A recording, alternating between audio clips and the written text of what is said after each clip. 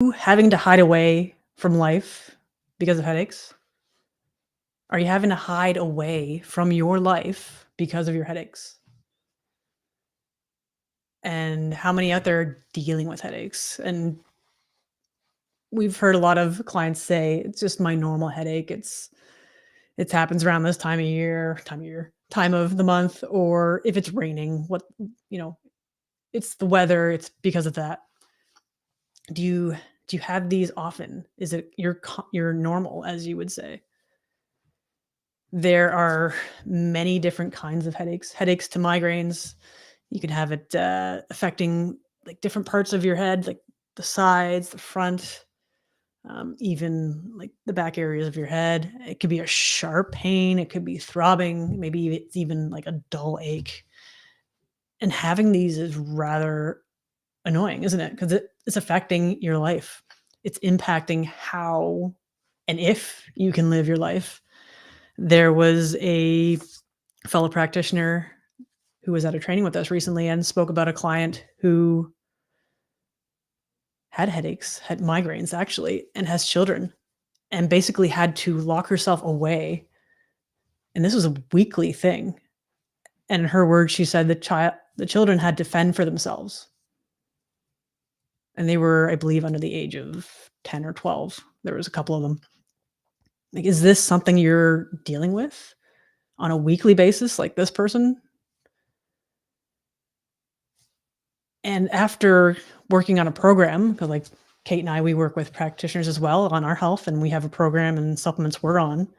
But for this person, after a couple of months of being on a program, the headaches were not a weekly event anymore. The migraines were no longer they didn't have to hide away from their kids and let them fend for themselves. That's that's huge. That's huge.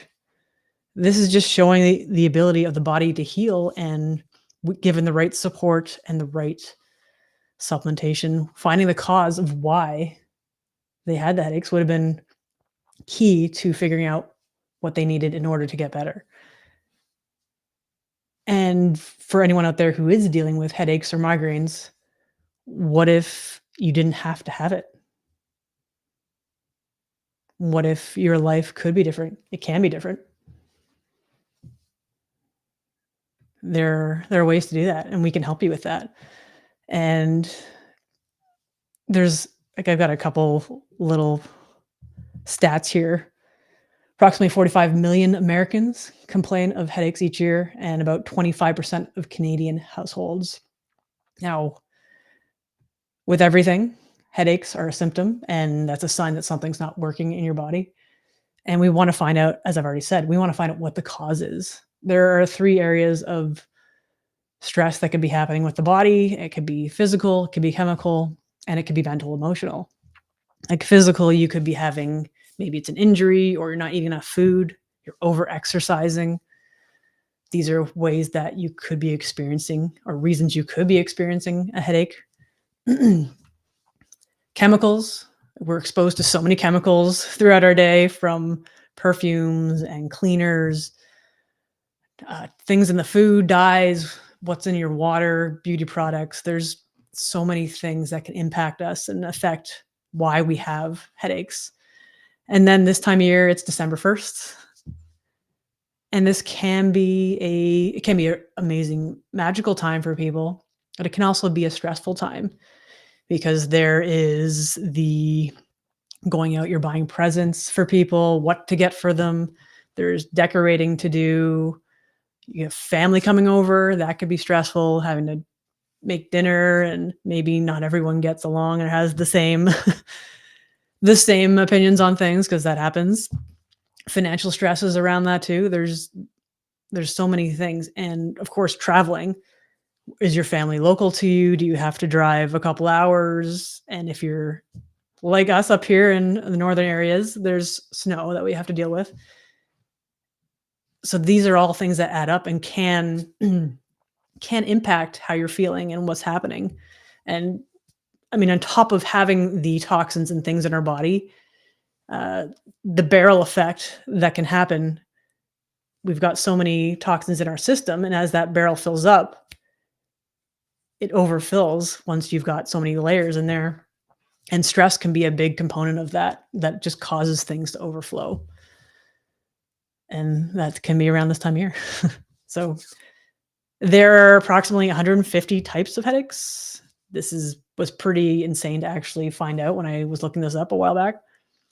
The most common ones are tension headaches, where you can have, just maybe you've been stressed all day and you've been tightening your muscles, your shoulders are just kind of, this has an impact on how you feel and how you're living your day to day. Because if you're experiencing headaches or to the extreme like migraine where you can't really function, you have to hold yourself away from life. It's awful. It's really awful.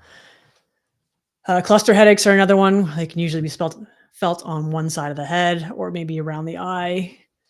Migraines, as I've talked about, has the added layer of being sensitive to light. Maybe you are nauseous or more irritable, fatigued. I mean, if you're having this constant pain or ache and you're sensitive to everything, and I have had this before, I know it's awful. But again, it doesn't have to be that way. Sinuses. This is another area where you can have pain because there's a lot of congestion, and that can cause a lot of pain as well. So what are the common causes that could cause headaches beyond all the toxins and exposures that you have around you? These are kind of other things that could be coming up as we get into the holidays. The common causes could be anything like consuming alcohol or having hangovers. This causes dehydration. So if you're drinking more than you usually would, this is something to keep in mind. And maybe if you're not much of a drinker anyway, are you drinking water? These are just little simple things you can look at to help ease headaches or make them better. Lack of water, as I just said, lack of sleep. Sleep is so important. I know if I haven't slept, how grumpy I can be. Your patience is like that much shorter because of the lack of sleep. Lack of coffee for some. That's not really an area it's not really my thing. I don't like hot drinks, but that's another story. If you're missing your coffee, or if you're looking to not drink coffee anymore for whatever reason, this is something you want to do gradually. But if you've missed your coffee, this is a reason perhaps why you're in a bit of withdrawal and your body's used to having this on a daily basis. And then this is why it's basically a symptom of not having your caffeine. Overexertion, over-exercising. So if you're sweating out all the salts and minerals in your system, this can cause this kind of effect. So if you are exercising a lot, you want to make sure, again, you're hydrating with good, clean water and getting those electrolytes back in. Maybe there's a professional one that you would like to use. We use CT Minerals. Also use Himalayan or Celtic salt. That's an easy one you can use to put in your water, put it on your food, get it in your system. But on the deeper layer of that, beyond those things, as I've said, we've got all these toxins in our system. And when we have all these toxins, maybe our organs are not working the way they need to because they're just overburdened by this stuff. And that can lead back to the liver. Is your liver overburdened? Because your liver has, I believe it's over 500 different jobs. That's a lot of jobs for one organ. And if your barrel is overflowing, your liver just can't handle that. So is that where the headaches are coming into play? Because your liver just, I can't do any more jobs. There's too much. There's the liver can only juggle so much. And when things are too much, this is when the symptoms happen. This is when the headaches happen. And this can also be tied in with the gallbladder, because these guys are both kind of tied in with clearing toxins out of the system. And if there's an issue, this is where it could be coming from. Mold is a big one. I think it was last week we talked about mold, Kate and I. And if there's mold in your environment, mold in your system, maybe it's old mold. You used to live at a old home when you were growing up and the basement was damp, say, and you've had this exposure. When we were traveling to Florida a couple weeks ago, whenever that was, it seems like a little longer. When we were traveling to Florida and arrived at the airport, you could not deny the fact that there was mold in that terminal. It was overwhelming. So I can only imagine what the employees there are dealing with, because they're there all the time. all day, hours and hours of this exposure, and it was so strong. And I know my nose isn't quite as sensitive as Kate's, but I could there's no mistake about it. I knew it was there, I could smell it. And anyone who else is aware of what mold smells like would also say the same. So that's something that can get into your system. It can be stored in your fat tissues, and it can also cause headaches, blood sugar issues. This can happen in the morning. Maybe it goes away after you're eating. It could be a structural thing, as I already mentioned, because if you're tensing all day, or maybe you just need a chiropractic appointment to, you've got some sort of subluxation, things are out of whack in here, and you just need to have that appointment to help get things back where they need to be. There's so many layers to what could be going on. And this is why getting on a program and getting the support that your body needs is very crucial. And having the technology to know and find out what specifically your body needs makes all the difference. Like for this mom who had kids and migraines weekly and had to leave them to fend for themselves. Like, what a turnaround for her to get on a program for a couple months and not have those weekly migraines, and to be able to be there for her kids. To, because I know, I mean, life happens at times when if you're not sleeping and things, and what is your response like to your children if you've had this headache? What's the interaction like with your family because of what you're experiencing? If you're out there and you are relating to what I'm saying, you can also relate to this client who was able to turn things around. It is possible. It is absolutely possible for you to get on a program and get better. You just have to want it. You have to know we're available here to help you. Things can get better. So what other ways can you do? What other things can you do to help with stress beyond if you're not? What other things can you do right now? Basically, you want to reduce the stress and chances of a headache otherwise. Plan ahead. Right now, this time of year, planning is probably pretty key for anybody. Planning ahead, getting as much done as you can. I know I've heard people say I work best under pressure. I think that's just a mindset also. It's a belief. You don't have to be a last minute person as far as, that person in school who would be writing that huge long essay the night before because they work best under pressure. It doesn't have to be like that. You can plan ahead, make lists. I'm a big list maker. I don't know about anybody else out there. But just plan ahead, schedule it out so it's not all one day, not all the last week. That can make such a difference. Ask for help. This was something we kind of talked a bit about last night at Toastmasters. Like, one of the most courageous things you could do is asking for help.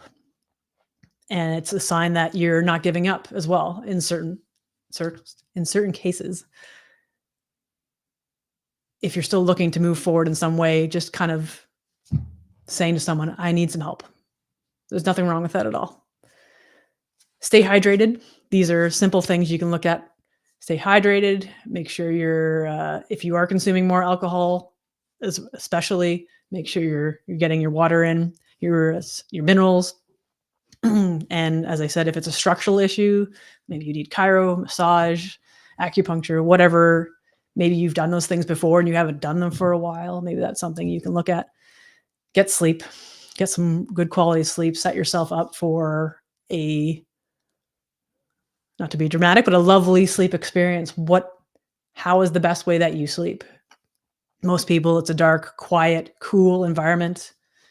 So have that set up to the best of your ability.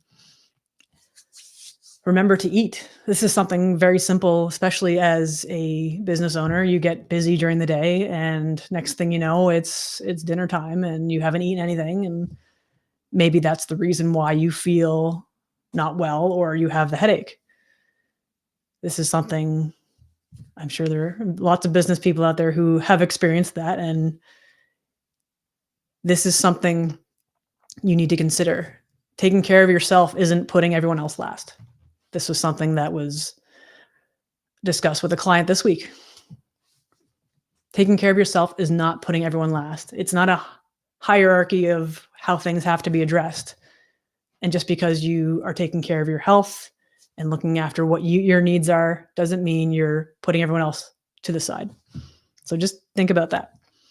If you take care of your health, you are able to do the things in your business that you need to do. You're able to be there for your family, for your friends, whoever it is you need to be there for.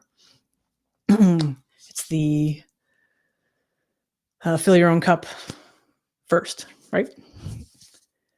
Avoid foods that trigger headaches, because I know some people, if they eat a certain thing, they'll get a headache. For me, if I've had something gluten related, wheat related, I can kind of have this weird hazy thing in my head. So if you don't know what those are, you can keep track of them, write a food diary, and notice when you feel that headache, that migraine, whatever it is, notice what has been happening around that time. You could also include other things in your life. Maybe there's stress and stuff around there too. Just consider what's happening that's affecting why you're having the headache.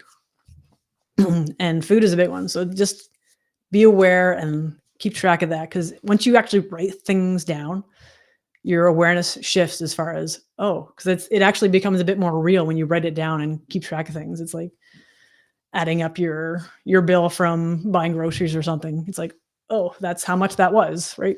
So just consider that as an option if you're struggling with these things and you want to kind of narrow it down what maybe could be the issue.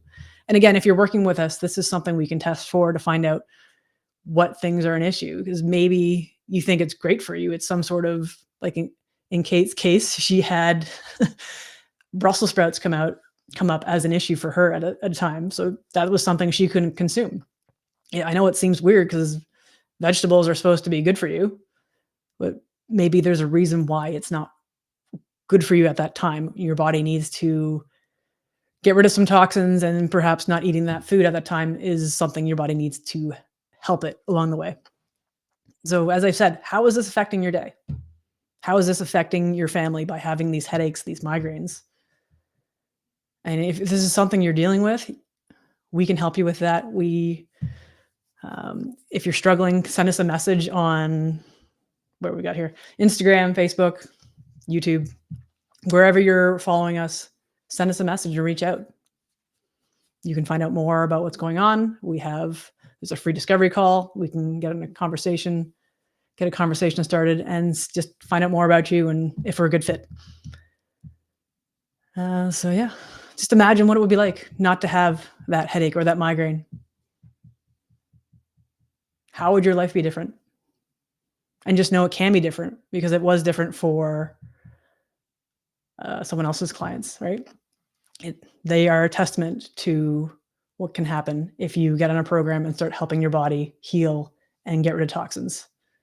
It is all possible. Well, that's everything for today. Thanks everyone for watching. Once again, it's Amanda Golightly from Align Natural Health, and live well naturally, and we'll talk to you next week.